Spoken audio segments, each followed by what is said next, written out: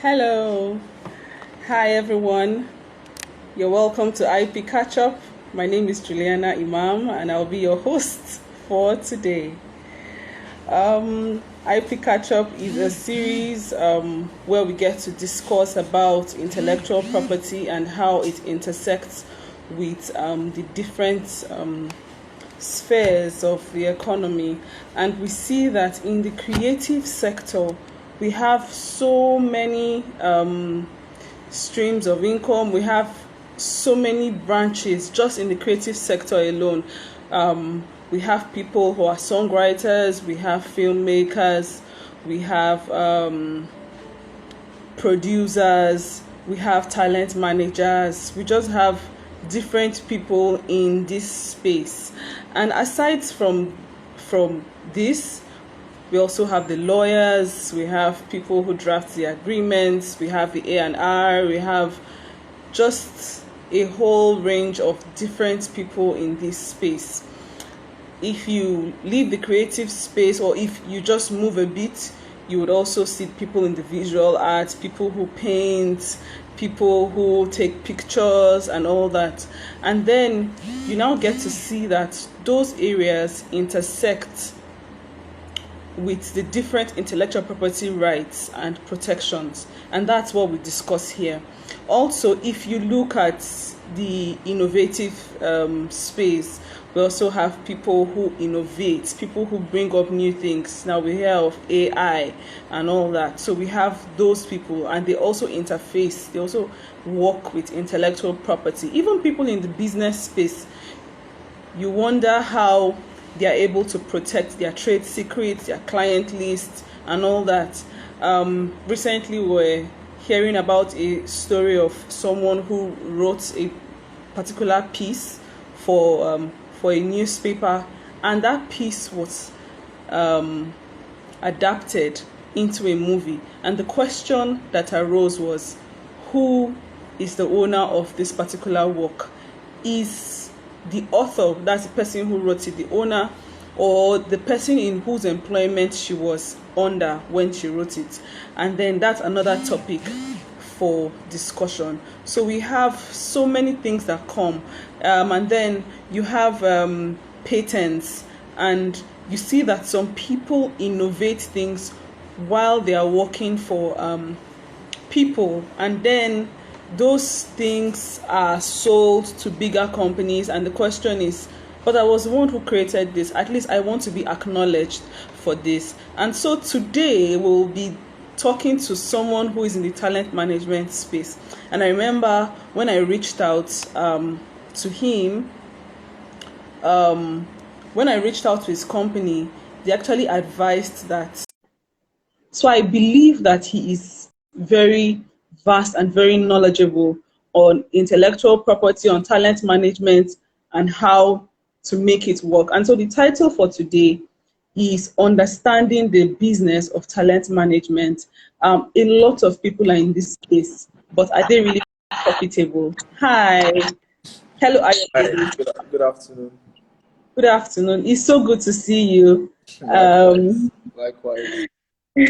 So I was just telling the people here with me that so I reached out to your company, and then they referred me to you, and I went to check you out, and I looked at things about you, and I saw that one of the things that you wrote, I think, was that you have a very jovial personality, and that you're the life of the party. So so I was like, wow. So I don't know if that's one of the talents that a talent manager should have. So I'll be asking all those questions. So we're just here to chat, we're just here to discuss, and I would love to get your ideas on understanding the music business. So Ayodele is popularly known as Blaise. He's the co-founder of Work People's Agency, a content creation and talent management company in Lagos. He has held this position since the incorporation of this business in 2016. He has about 5 years work experience in marketing in various sectors as marketing agencies, non-profit advertising agencies, and currently in the legal space. His skills have been pivotal in setting up the company and using a model called the Power of We to run the talent management and content creation business. He has also had the privilege to work with talent artists in the industry, such as Vector the Viper, Rotex, Sugar Banana, Crack Marlow, No, and no, no, no, no. many It's Sugar Banner. My goodness. Sugar Don't let it Banana, be. Sugar Yes, yes. Banana. And it's not, it's He not, has it's not Crackamalo. It's Crackamalo. with record labels like the Universal Music Nigeria, Wow, Grape Entertainment, Grab, Oladi grab. Records, and others. Grap Entertainment. He holds a Bachelor of Science in Physics and Solar Energy, wow, from Bowen University, Osun State. He's very passionate about the creative industry, and in his free time, you will find him having a good time with friends and family while having existential conversations. So it's so good to have you, Ayodele. It's an honor, and I'm happy Thank you to so dive much. in. Thank you for saying Absolutely, yes. absolutely. You're welcome. Caution for today is understanding the talent management business. So let's just start. How did you get into this space? Have you always, since you are the life of the party, has it been something that you have been doing right from time? Because if you ask people that sing, they'll tell you, from two, I've been singing like since I was a baby. So is it the same with you? Did you always know that you were going to be a talent manager? No, I mean, no, not at all, at all. That wasn't the case. That was never the case. And quite frankly, just a disclaimer, right? So I am, because we work people that have a partner, right? And it's primarily the talent manager. Um, and we work together, but he's actively done it for a while. So for me, it has always been so growing up, I would listen to music, I would perform for my parents, I used to dance a lot. I think when I was like 13, I used to tell my brother that I'll become a superstar by the time I was 16. You'd always find me dancing. I remember one time I failed in school, and my dad wasn't very happy, and he made me dance, to punish me. And I started dancing, and he's like, "Why are you dancing?" You know. And then also in university, we used to organize a lot of parties. You know how it is now. So the interest had always been there, from time. But it died out after some time. It wasn't until I met my current partner and work people that, I then started to, look into it again, and obviously, like I said, just the road is still far ahead, right? So yeah. I never knew that, it was all that, but I always knew that I liked entertainment, and I really just love the creative industry. Yes. Okay, so how did you meet your partner? We actually went to secondary school together, in Ondo Town, LaSalle College. Um, we weren't really best of friends, and I think he used to really like bully me. Not really bully me, but like it was a bully, but not like oppressive bullying. Just always used to. And then we went out to uni, went to Babcock, I went to Bowen, and I would always see him go for these parties, we invite for parties that they were organizing. We had this, and from university you make music, right? And so he would always tell me to come from one thing or the other. I would always come because I was interested, right? And so that was how we then, sometime in 2016, we used to have these creative sessions, right? So he realized that because as a talent manager in Nigeria, there's different challenges, but in Nigeria, it's a different challenge entirely because you're trying to get people to help you create certain assets for certain artists. It's hard because by the time you're gonna tell the designer to give you a design, and then you tell the videographer to give you a montage for something, it's just a lot of bottlenecks, right? So we now started to do these creative hangouts like the content camp. It's not new, where you bring everybody together and you sort of like create. So when you create, if I'm a model, for instance, and I don't have a portfolio, and there's a photographer that needs a model because he's trying to show his photography skills, you pair them up. So there's some kind Yeah. of synergy. So you help me with my photo shoots, I'll be a model. You can use my picture in your portfolio, and I can use my pictures, to get modeling gigs, right? So that's the whole idea of work people, is a collective, we are creative, we use the power of we, and so in 2016, it's like, oh, this is what I want to do. I'm like, oh my God, that's such a great idea. Like, it's not exactly an agency, right? But we just bring people together. We can manage a few people, but we can do like collective management where everybody's like leveraging on everybody. And then we as a company can use everybody's portfolio to sort of pitch for jobs. And when we get the jobs, we can then use the same creative. So that was where the idea popped up in 2016. And so we'd have these creative parties. So the creative party is basically bringing people together to a space. We design it, we paint. You have people painting, you have people doing all kinds of things, recording music. We do live sessions as well. And so that was how we just said, well, let's register this thing, and just turn it to a business, that kind of thing. And so that's what we've kind of tried to do in the last 4 years. Yes. Wow. So yeah. I know that people are a bit skeptical about mixing business with pleasure. And you just stated that he is your friend, or he was your friend, and you people are now friends into it. So people have had bad bad scenarios when maybe they try to do business with their friend and then it now went south. So how were the both of you able to start the talent management company and move it from just friends doing something together to it being something corporate and distinct? Okay, so I've always been I think that I've always been very serious minded, regardless of I have, people will say that I have a very, carefree attitude towards life. I'm a free spirit, but I've always had a very serious outlook to life, right? So I think that with my partner and I, we're just the perfect mix, right? He had a vision, he couldn't put it together. I saw where it was going, and so what I did was that we sat down, we spoke about what was trying, and I said, look, you know what? I think we can do this. I can drive it. So I think it was a good match, right? Now, and I also have another business that I run, my friend, right? I wonder how people don't. Who would you go into business with? I rather go into business with someone I've known for 10 years, and I've known you since I was a little kid. It's easy that way because if we have conflicts, we can easily talk about it. We can iron it out, and if there's trust, right? My partner will say that because I used to drive from a very young age. This particular partner of mine will say that if there was a road that led to London, he would let me drive and he would just sleep throughout. And that's that's the kind of trust, that I Yeah. have, right? And so we've just sort of like had that for a very long time. And so it wasn't, very, we've not had any major issues, right? Outside of, accountability issues, which both parties will have for each other. But yeah, it's not been, I mean, personally, I've not had any bad experience. That is very good. So the both of you had a gentleman handshake, or was there a contract? Was it registered? Oh, yes. So it's registered, right? So it's a 50-50% partnership. We have that on paper as well. So, of course, after all the talk, now by the time you can register the company, you need everybody to, to sign, and I really, I can't afford to mess up because, there's so much trust between the both of us. So, if one person falls, the entire thing just crumbles. So, yeah. Yes. Okay, that's good to know. So what kind of talents are under your umbrella?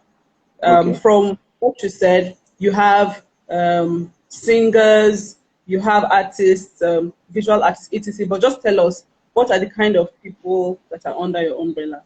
Okay, so currently, right, because we're also a content creation company, right? Currently, we have a wide range of creatives, right? And so these are the talents. So we have a pool, but primarily we're managing two cinematographers right now. My partner used to manage Sugabana at some point. Sugabana, by the way, just released his mixtape today, by the way. It's really dope. I'll share it with you later. Thank you. Yes.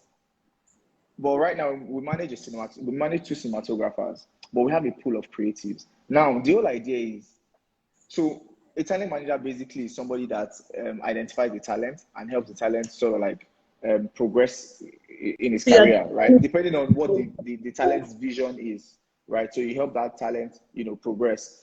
So what we've tried to do, because we cannot manage a lot of people, right? We're barely, we're just a startup. We're leveraging a lot of things and we're learning as well. So we're managing two talents currently, two cinematographers, and they're doing exceptionally well in the industry. Damico Visuals and Talk to Ace, and also Jimmy FPD as well, also a cinematographer, right? So now the kind of synergy that we've created is such that when we meet an artist, we're not just we instead of pitching talent management to the artist, we pitch an all-round content camp. So what that means is that if the talent has a management or not, what we say is, look, we have people that can take you from idea to implementation. From when you want to create the album art to when you want to record, we have some partnership with some recording studios, to when you want to shoot your music video, to when you want to promote. And then we sort of do that. So now the people that are involved in that process are the creatives. Now these creatives are talented people who need to leverage, right? So we're able to leverage on that, paying them what we can, that is fair, right? And then executing that. And then so as we're doing that, we're building portfolios, right? So, but right now, just to answer the question, we have three cinematographers that we manage primarily, but we have a wide pool, right? We have models, dancers, artists, graffiti artists, people that paint, people that sing, and the plan for us as we progress is to sort of evolve into a record company as well for the music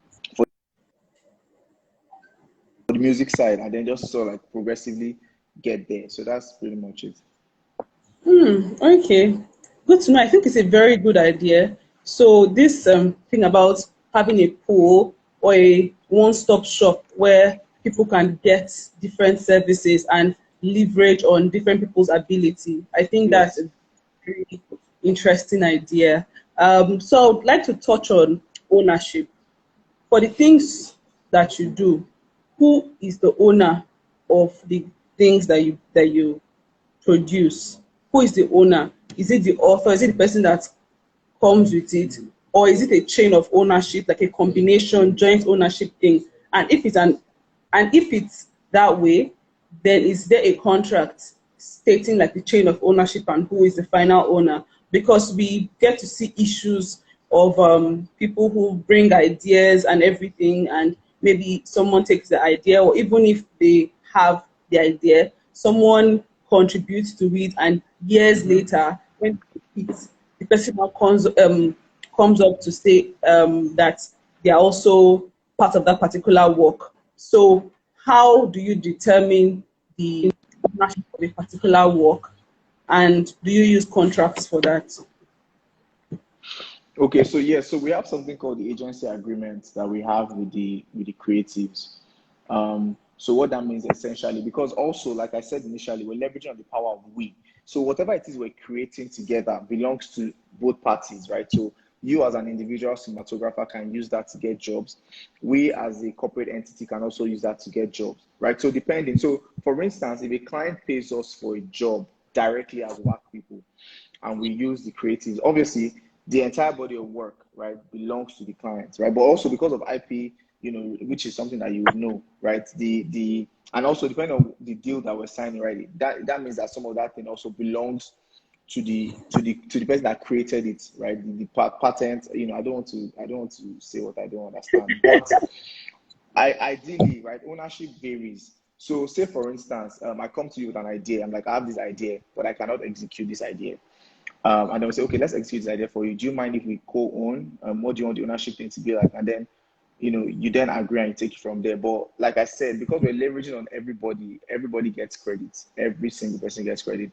I mean, if you go on our page, on our YouTube or our website, and you see some of the content that we've created, you see work people, you see the names of some of the creatives that did it, supported by or created by, or that kind of thing. So everybody's always recognized. So depending on what the individual agreements are. But if somebody commissions you for a job, it's their job. They own it, 100%. Except you guys do some kind of collaboration or partnership. Okay, so what if someone does that joint work and then they go ahead to register it solely in their name? Have you had any issue like that? No, I haven't had an issue. But what do you mean register it? So give me an example, context. What So work? What kind of work? let's Like, say that you created a film or a music video or something, mhm. and then the person who did the video goes to register it as the sole owner of that particular work. Can you still use it? I think that obviously that will be in breach because it depends. So if you and I created something, and then you go and imagine you record this video now, and you go and register it as yours. Both of us shared knowledge here, and we already agreed that it was kosher. And then I think that obviously that person will be in breach, right? So, it might be grounds for some legal things. I don't think that's allowed. I don't think that's allowed. If you get what I mean. Okay.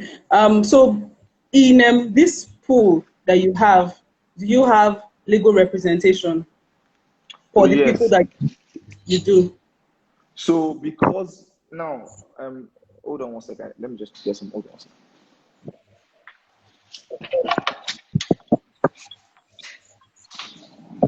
Sorry. So Okay. if you notice, I've been laying a lot of emphasis on we. So the reason why we started Work People in the first place, if I'm being honest with you, is because of the creatives, right? There was a gap. So you had these big brands that needed to do a lot of things, but did not get the people. Then you had all these talented people, the millennials were very talented, but the Gen Zs are so good. Oh my God. If they pick up a phone, they can create magic with the phone. So there was so much talent, but there was no expression. What we then Yeah. came to do was, look, let's bridge the gap. It was solely for the creatives. So I'll give you an example, right? So what we do now is that if we get a job and we're using the creatives get most of the money. All we're getting is some agency fee, Yeah. about 30%, 25%, depending on what the agreement is or how much weight we're pulling.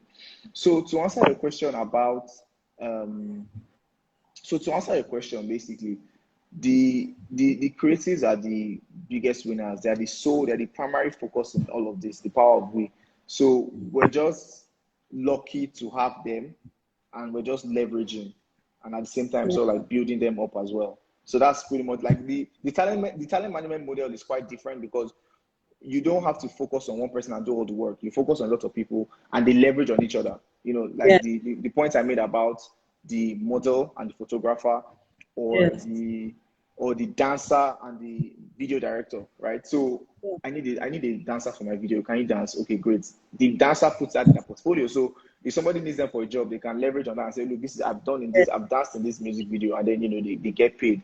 Right. So it's not direct representation just here, because obviously we cannot represent all of the creatives in the pool. Yeah. Right. There's a lot of people who really wish we could do that, but we can't right now. But it's just leverage, pretty much. You said something about percentage, and it really hit me. So normally talent management managers get like maybe 10-15%.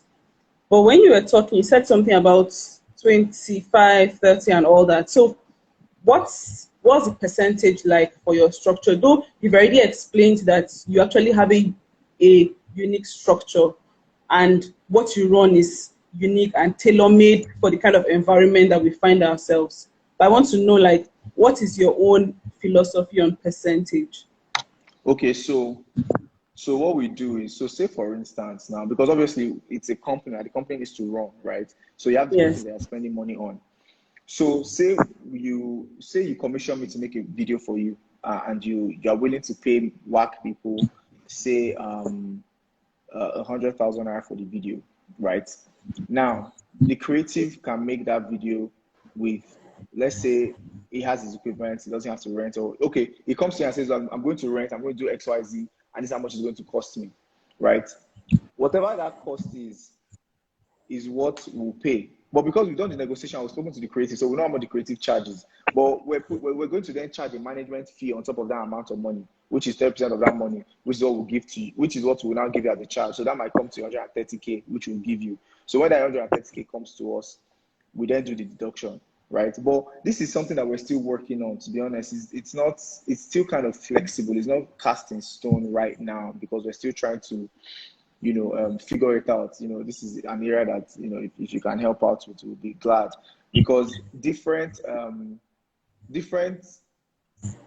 jobs have different peculiarities. There are certain jobs that you take because you can leverage on them, and the creative pretty much. There are jobs we've done where it's 100% to the creative. We're just trying to build relationships. Like when we're doing the documentary for Universal Music at some point, even though the documentary didn't see light of day, but we're basically leveraging on the creatives because we're preaching to them about how you guys can get so much content out of us if you guys just we're a one-stop shop and whatnot, right? So in that situation, it was mostly a win for the creatives, right? Because we're also learning. So it's flexible. It's very flexible, but we're open to you know, still learning about that and open suggestions on how to deal with it.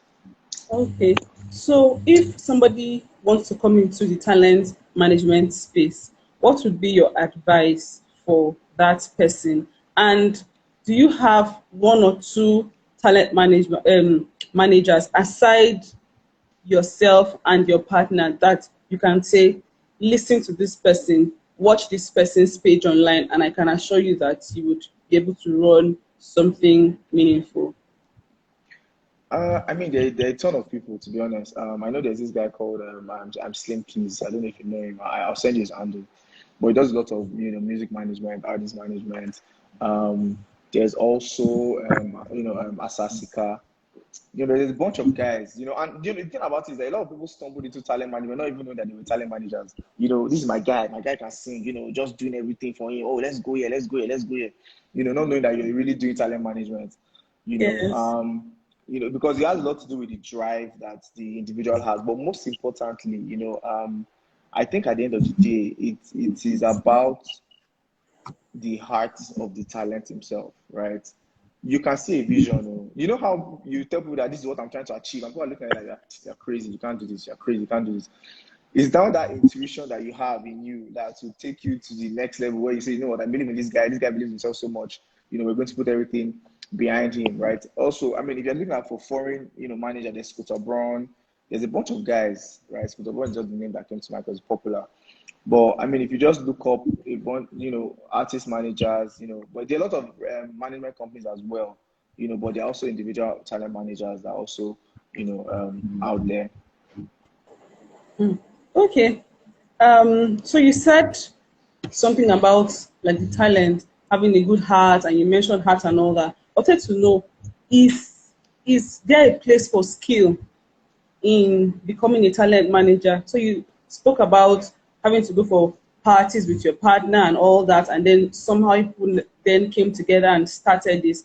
But is there a place for skill? And if there is a place for skill, where is the place to hone this skill? Like, are there particular courses or particular mentorship programs, etc., where people can just go beyond winging it to actually getting the required skill for this particular profession?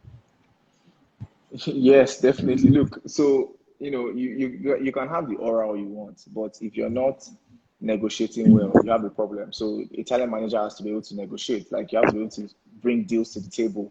You have to be able to broker deals. You have to be able to say, look, do this for my artist. You get this. This is what we can give you. Your negotiation skills has to be top notch. You have to be very convincing, right? You also have to have impeccable presentation skills. Like you need to be able to present on your feet. Like do a elevator pitch. You are somewhere, you bump into the somebody that does a big concert, right? Maybe you're somewhere you literally and you just see the person that organizes Coachella and you're like, oh shit.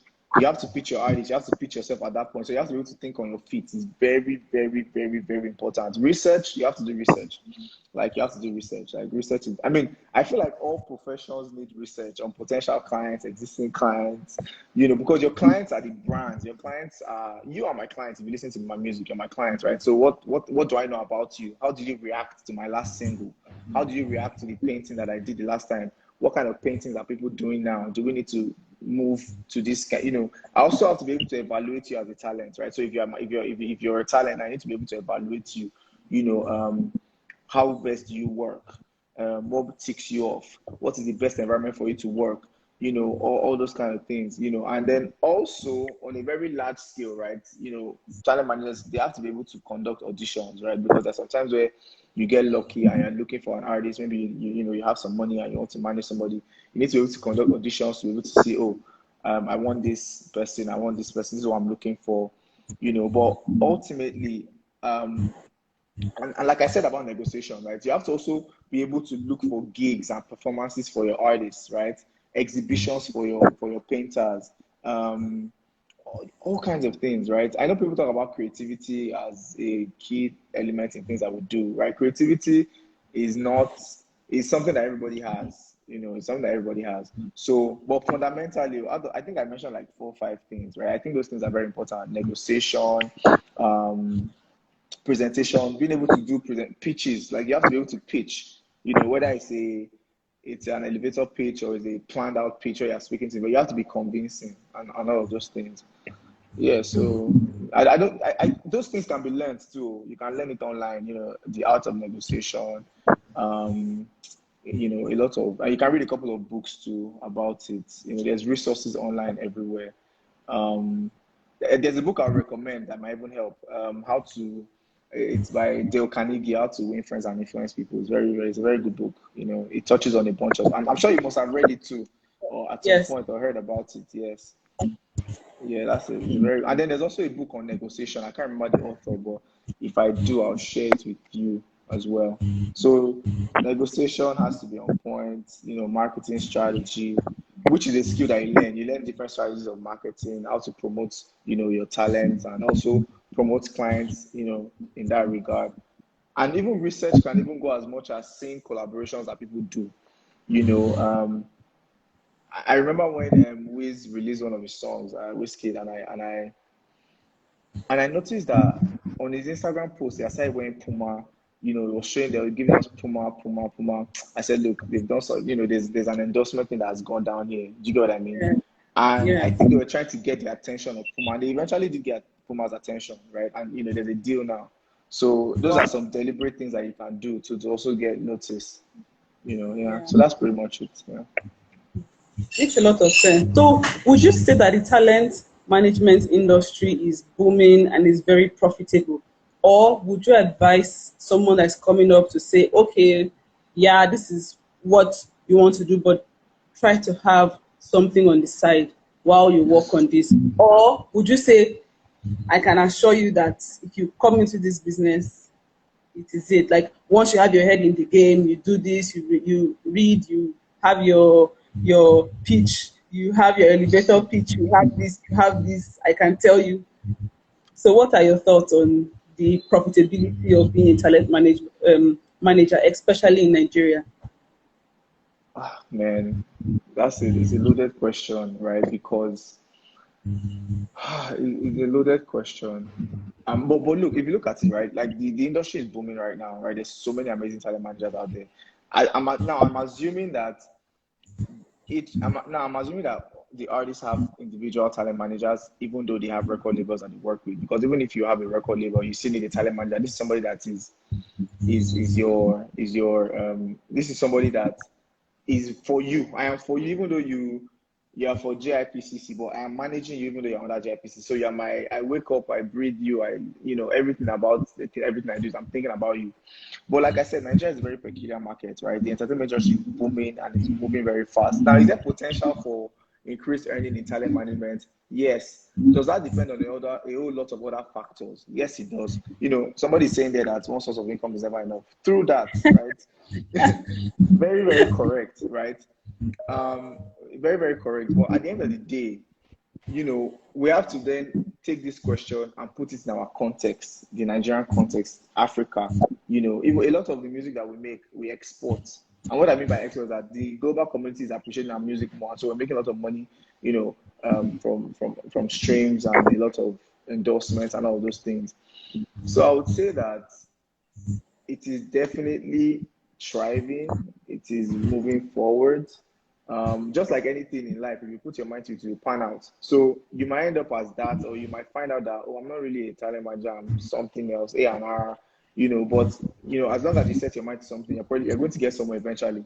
Because I don't want to, go and say that, it is because, I don't do it full time as well, right? So I'm not going to say tell someone to do it full time, right? But that the intention is to transition into that, primarily, probably run a record label, that kind of thing, right? So it's in the works. Okay. Somebody said that relationship is the main thing in like entertainment business and all that.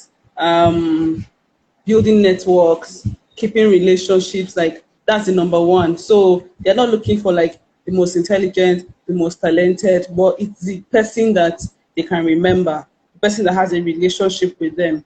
What's your thoughts on the role that relationship plays, or the power of relationship in the talent management space? Relationship is everything. It's the industry. I mean, in fact, everything in life honestly thrives on relationships. I think that for you, there are certain recommendations that you've gotten, so not because you are qualified. Okay, I'll speak for myself.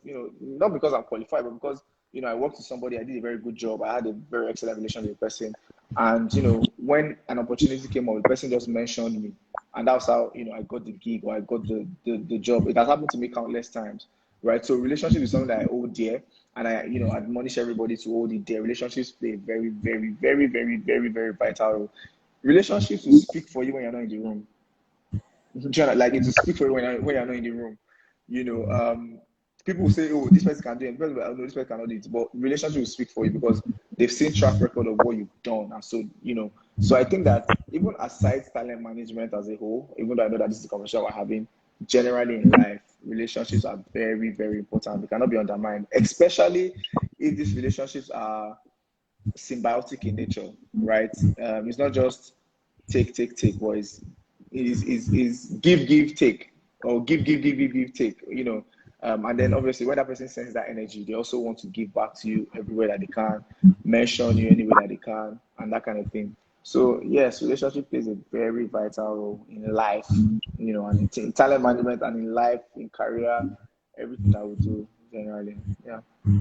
So I'm just thinking about the word talent management, and it has talent and it has management of that particular talent. And I know that even as parents, it is not easy to manage another person, Yeah. because everybody has their as in what they want. To Mm-hmm. even even a child, or to even Yeah. manage it.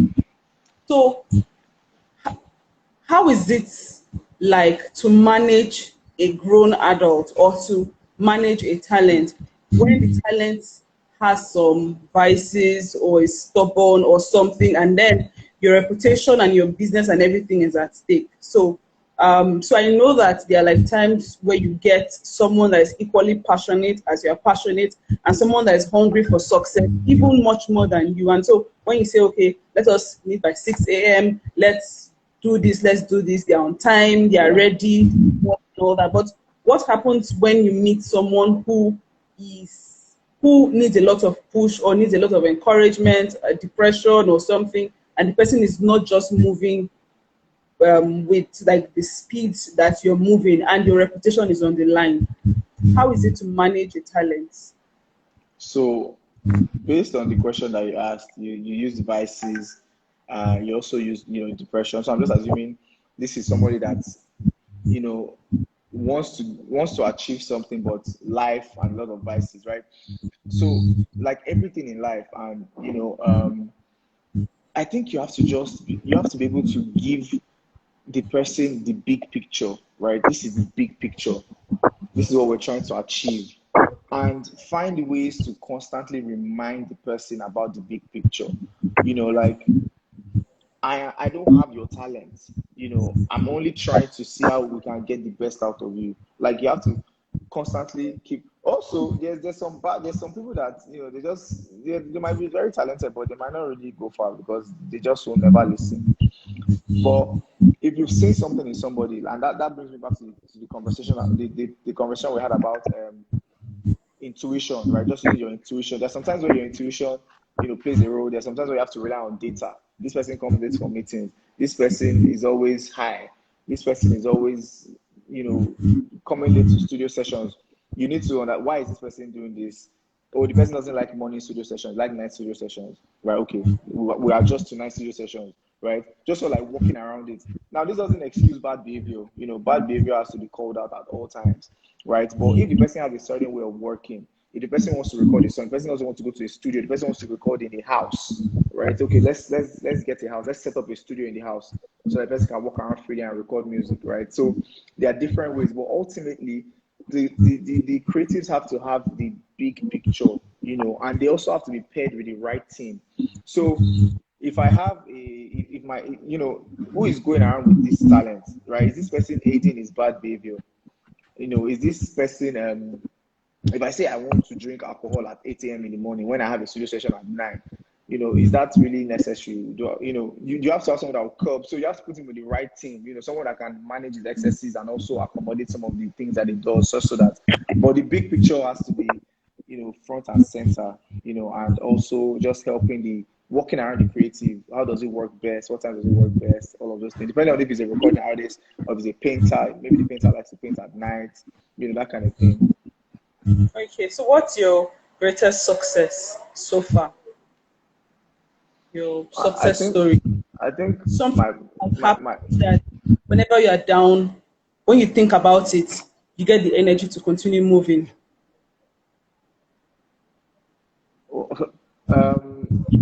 In relation, I mean, I guess it's just work people, right? Just saying, this is one of those things, right? You reaching out to us, right, is one of those things. You didn't hear about us. You probably did a Google search and you found us online on Google. People, we currently have a company that we're talking to from LA. We've been in talks for a very long time, and this is someone that just found us on Instagram, sent us a DM. Oh, you guys do this. So when you want to give up, just think about all the people that have discovered you, online, and it's very, very encouraging, even when you feel like giving up. So I wouldn't say that I have a biggest success. I don't think that I would ever have a biggest success. It's just going to pile up and pile up and pile up. Do you get what I mean? Like, so for me, it's just being able to understand that the work that you're doing is getting out there and people are getting impacted and people are able to, listen to you to a very large extent and also appreciate the work that you do. This is not the first time we've been approached like this. We had something similar like this sometime last year. We had another management company reach out to us, to partner. So we have a lot of all these things in the works, and we also like translates to good business.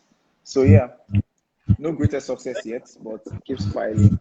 Yeah, but I'm very grateful for discovery. Just know that the work is speaking for itself. So that makes me very happy. Amazing, amazing. So I'll ask you another question. What is the toughest challenge that you've had so far working as a talent manager or Okay, running a so talent? my management company, yeah. So because, like I said earlier, because our model is different, right? It's almost like an agency to a bunch of creatives, but also like from a talent manager point of view and an individuality point of view. So the greatest challenge for us has been structure, right? This like we've restructured, we've tried a bunch of things, we've tweaked here, tweaked there. So the greatest challenge is just being able to, because you have people calling you and saying, "Oh, when are we going to do this? We want to do this. When are we going to, we want to do this?" And you're like, "Okay, wait, chill. We're working on this." So also, you also know that it's two people that are primarily running the company, right? So there's only little that we can do. Now, cash flow is also an issue as well. How concerned is the cash flow? Can you employ people? So just being able to, we're trying to figure out the structure that best works for us, and that's been like the greatest challenge.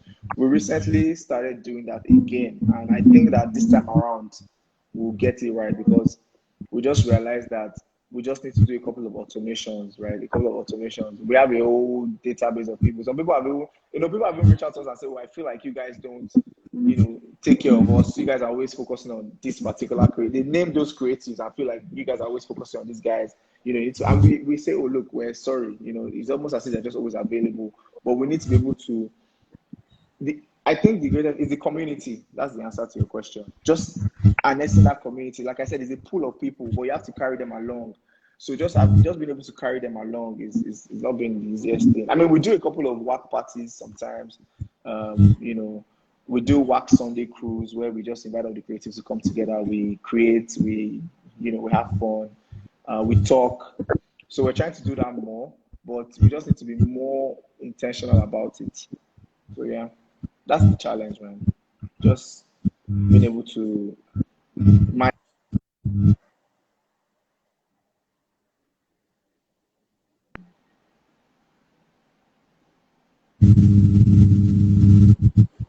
Okay, okay. I think you went off for like some seconds. What did Well, you hear me say last? What was last night I said? no, you already rounded up your statements, so I Oh, got okay. you. You Okay. went off, yeah. Um. So I would ask like a final question, and it's like the Nigerian factor. So we have things like money issue, light issue, different kind of issues around and all that. What will be your advice to someone who is starting off a business here? Would you say stay, push it, or will you say get a visa and go? So for me, I always think, and this is my perspective, right? I would always think impact first, and I would always advise impact first. Now, it's not the easiest thing to do. I kid you not. Even I have, I've been impact for a minute, but in recent times, I've been, it might be a good idea to go to Canada, right? So the person or the individual, the individual has to decide and really, why am I doing what I'm doing? Do you get what I mean? This is not some business class. I'm not but like, why am I doing what I'm doing? What's the end goal, right? Just seeing that big picture and being able to stick to it. Now, there's sometimes where you might not feel like, you might even need to even go, say, just go and recalibrate and come back, right? But I'm not the one to say stay or go. But if you are really like, if you really have it in you, anywhere you go, you succeed. Now, Nigeria, is it easy to apply what I just said to Nigeria? It's not easy, because Nigeria has a bunch of bottlenecks. It's just bottleneck upon bottleneck upon bottleneck. Everybody is trying to, every one of us, I'm guilty of it. You might be guilty. Everybody's waiting for one big break. But your one big break might be a combination of breaks, little breaks here and there until you finally hit the big break. And then you now look back and say, oh, everything that was happening was a build up to this particular moment. So I did not exactly have a big break. I just really worked out for those 10 years and now I'm here, right? And I can look back and say, oh, maybe that was a big break, but it wasn't really a big break. So, my advice would be, and this is personally, for me, I want to go and get an education. And because of the way the world is now, you can pretty much do work anywhere. But the kind of work we do, you probably want to be more present, right? Depending on what you're doing. But I'll say, look, if you want to get an education, go out there. It might be better for you. It most likely will be better for you. The chances of your life being better outside the country is, significantly higher than here, especially if you don't have like connections here or roots or, it's just a whole bunch of stuff. But I'm not for or against, but I'll just say, just do what's best for you, follow your heart, but always, always, always, when it comes to business, always think impact first. What problem am I solving, right? So for us, at the bottom of our hearts, we know that we're in this for the creatives. Like we are, we have a creative that we've been together since 2016. I think it was 19. It's 2020, our 24 now. He's doing exceptionally well. In fact, sometimes I tell him, I say, look, you should be paying me money because you're making so much money, right? Because at the end of the day, we have to rely on volume, right? How many people are doing X, Y thing before we know that we can. But they don't exactly have to rely on volume because they get a chunk of the money for anything, anyways. So they're very chilled, right? So I think that think impact first and take it from there. I think once you think impact first, it will help. Okay. What would be your advice to creatives when sourcing for a talent manager or a talent management company? What will you say? This is a red flag. If you see this, don't sign up. If you see this, then this is a good talent manager management company. Sorry. I mean, so ideally, talent management companies would usually scout for talents, right? They go out and look for talents, carry out all these auditions, go to places, try to discover new people, pretty much. Um, talent manage, and so the management company, which is a talent agency, yeah, let's call it a talent agency, would then have individual talent managers, right? So if as a talent, right, in this case, you supposedly have a talent manager, right, and you're not doing the barest minimum of things, right? So I'll give you an example. Um, you should be able to your talent manager has to be proactive, right? So thinking about, okay, what can we do? What's the plan? I think we should you have to have a plan. There has to be a plan for progression? Do you need to go and learn some more things? Do we need to now start taking you to bars? I'm using music, since let's just use music for now. Do we need to start taking you to bars to go and perform? Are you a DJ? How many places can we get you into? So you need to be able. These are the things.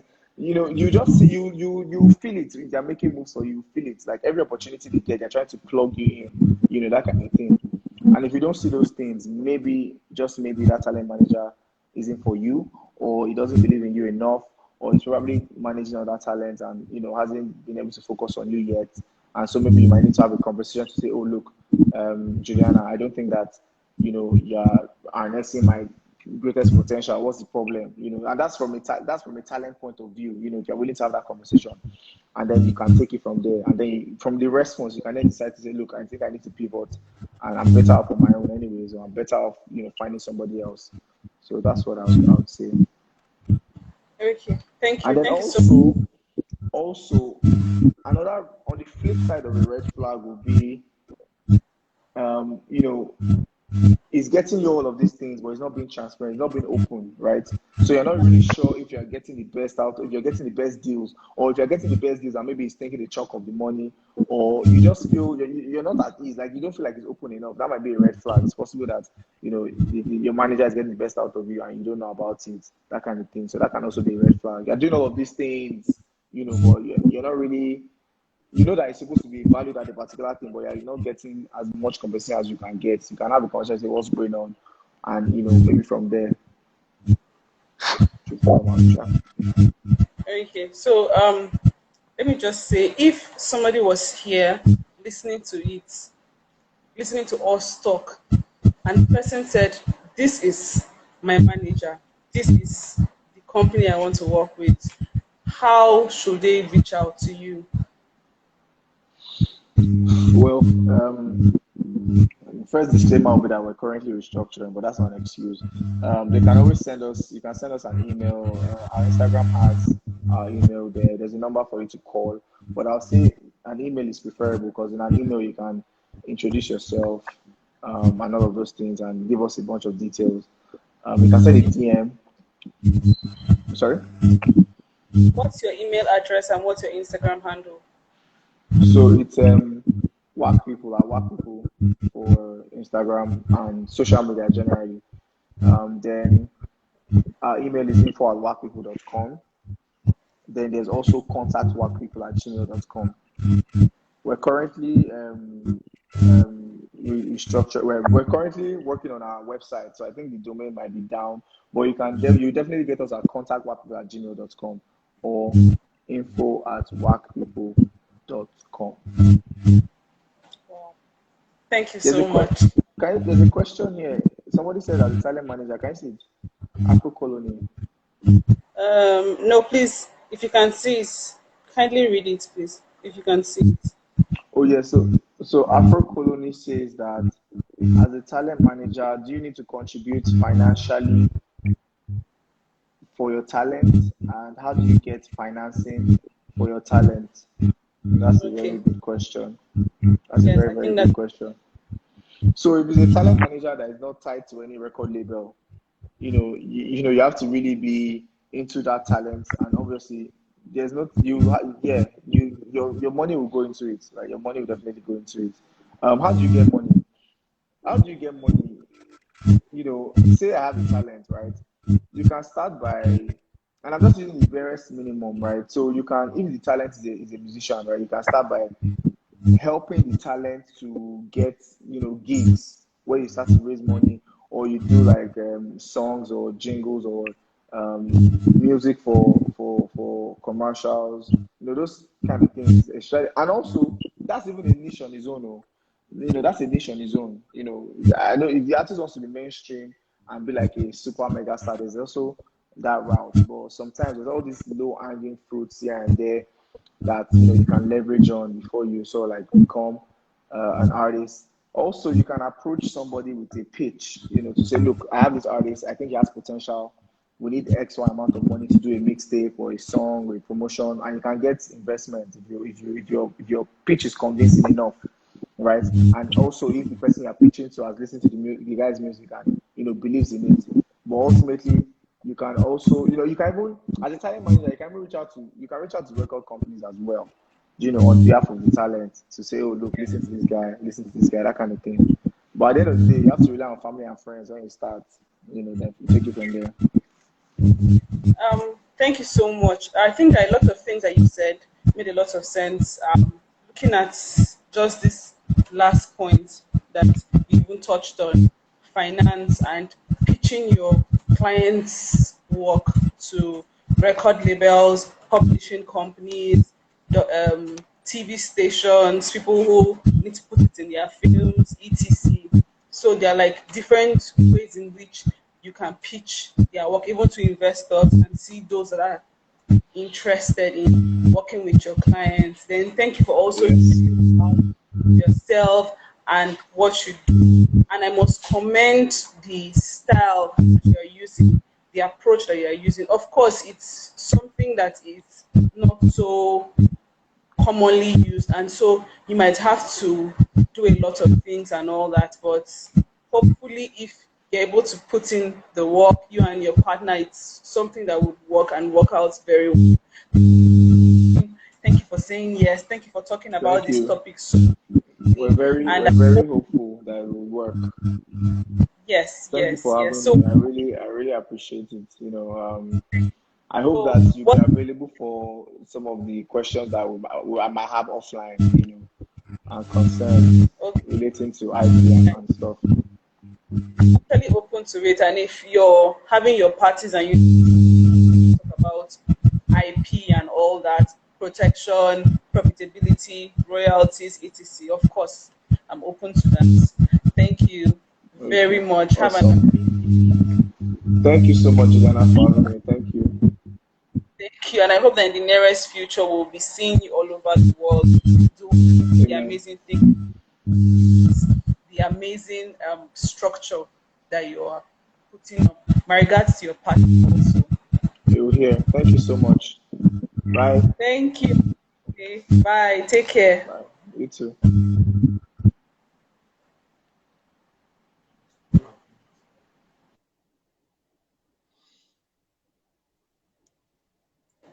Thank you all for staying till the end. I'm sure that you learned something amazing. And to all our viewers, thank you for joining us this Friday. I'm sure that you would be open to join us next week, Friday. Subscribe to our YouTube channel, IPcatchUP, or to Gypsy to watch what we do. Also, you can put your notification button up so that you can get notified whenever we have a new video. Thank you and have a lovely weekend. My name is Juliana Imam.